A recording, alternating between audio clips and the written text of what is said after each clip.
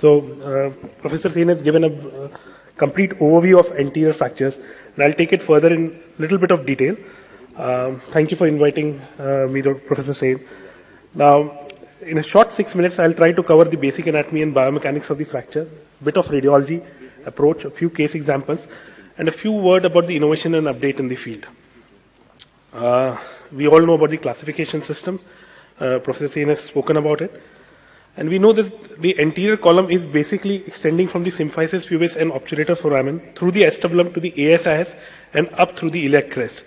And if you look at the components, it consists of the anterior iliac wing, the anterior wall, the superior pubic rami, and the pelvic brim. So all the white area that you see comprises of the anterior column.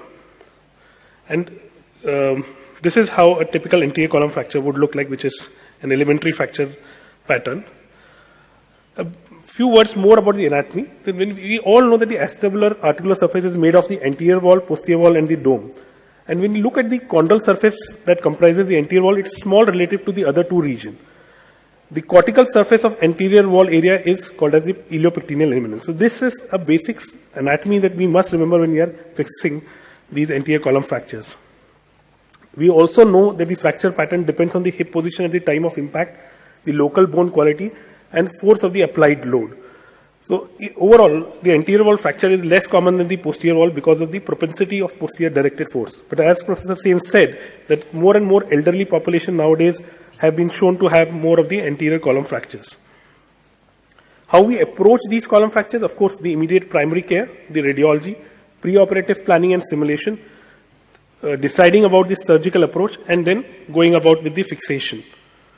We all know about the famous 6 line that will be often repeated, and these are the iliopectineal line, ilioischial line, the radiographic roof, the anterior rim, the posterior rim, and the teardrop. So we all must know about these 6 famous lines for the acetabulum. And when we look at the specific imaging for the anterior column, we do what is called as an obturator view. Patient is supine with the involved side rotated anteriorly by 45 degrees. We visualize the iliopubic or the iliopectineal line of pelvis and posterior acetabular rim in this view.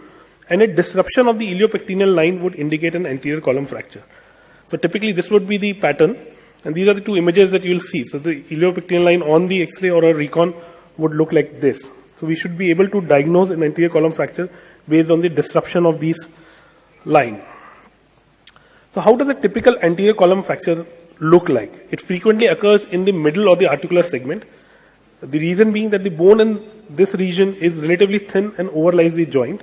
There is often a combination of a quadrilateral surface, and just from the anatomical standpoint, the area is less accessible because of the overlying iliopsoas and the obturator internus muscle. So this is how a typical anterior column fracture would look like, how it will look like on different views, and that's the recon. So this is a typical anterior column fracture that we encounter in day-to-day practice. Now when you look at the management, some of these are amenable to the non-operative management.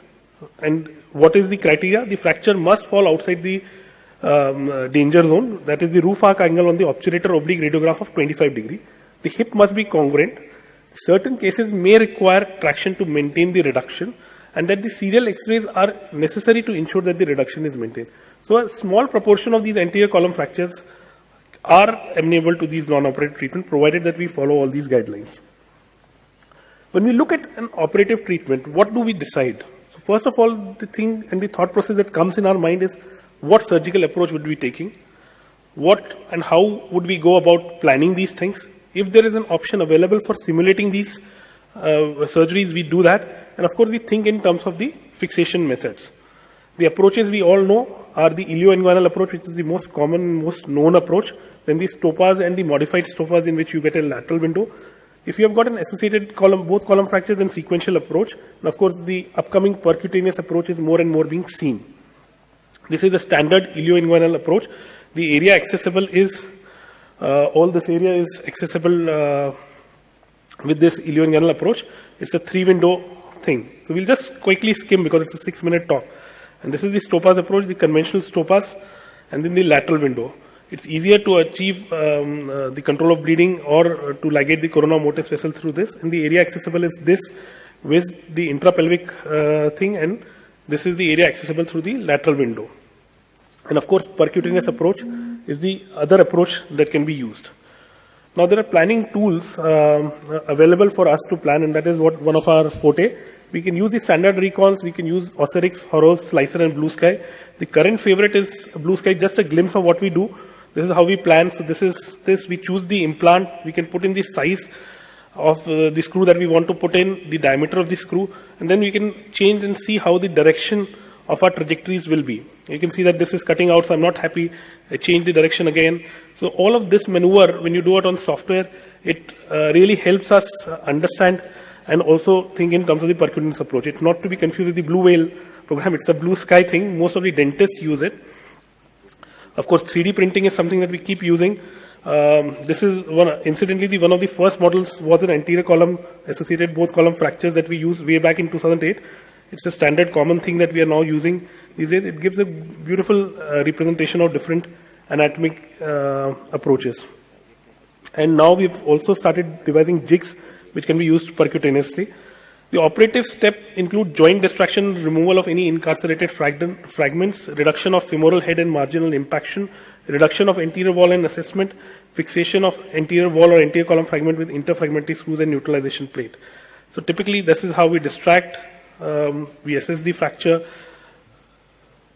If it's a wall, we can just use the interfragmentary fixation, supplemental fixations. If it's a column, we reduce the fragment, contour the plate, and the tricks is to use the posterior as this. So if you look at the pulse to fixation, the posterior contouring is the most essential. You start posteriorly and then proceed anteriorly. Final adjustment can be made in situ. Large and small fragment screwdrivers can be used for torsional adjustments, and interfrag screws can be applied through plate. A few cases I'll run through, because I think I've run out of the time and we can discuss in detail. So this is how these fractures look like. That's the fixation. And this is high anterior column fractures. We can use screws to fix it. So thank you. Sorry I had to rush through some slides because the time was short. Thank you.